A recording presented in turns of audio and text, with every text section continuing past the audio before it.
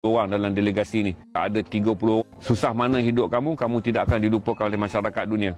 Dan orang Gaza tahu, dalam delegasi ni Malaysia antara yang paling ramai. Antara yang paling ramai. Sebab kita ada 30 orang dalam delegasi ni. Kita boleh hantar mesej. Kalau supaya mereka tak berkecil hati. Jadi kalau mereka tak dengar ada yang datang daripada Malaysia, mereka akan sedih. Jadi kita beritahu, tak apa kita datang. Sama ada kami sampai ataupun kami tak sampai bertemu dengan kamu, menurunkan kebekalan makanan dan mengucapkan kesedihan pada kamu secara berdepan. Tapi tahulah kami tak akan abaikan kamu. Supaya kamu ingat selama 38 flotilla ni, kamu hanya dengar banyak negara barat datang. Wakil Malaysia pernah ada tapi tak pernah sebesar ini. Maka kita tunjukkan sokongan. Itu untuk orang Gaza.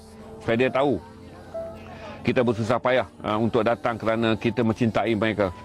Kita dah cukup, dah lengkap buat semua. Tuan-tuan dah buat sokongan melalui share, tuan-tuan dah buat sokongan melalui simpati, tuan-tuan dah buat sokongan melalui menderma kepada GazaRice.com yang yang mengumpulkan dana bagi membolehkan delegasi Malaysia memiliki bot untuk bergerak.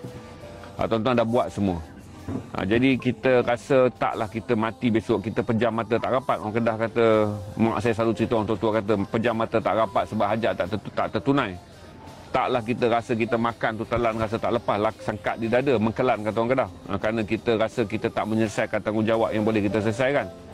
Jadi dengan misi ini kita dah cuba apa yang terdaya. Apa yang terbaik tak mungkin kita dapat lakukan. Apa yang terdaya. Ingat, apa yang terbaik tak mungkin dapat kita lakukan. Setakat ni Allah bagi kita jalan lagi. Apa yang terdaya, ini kita terdaya. Kita buat. Jadi sekurang-kurangnya kita ada menjawab kepada kehidupan kita besok. Kita tak mungkin buat yang terbaik untuk agama kita. Kita tak mungkin buat yang terbaik untuk saudara Palestin kita waktu mereka dalam kesusahan. Tapi kita buat apa yang terdaya. Ada daya.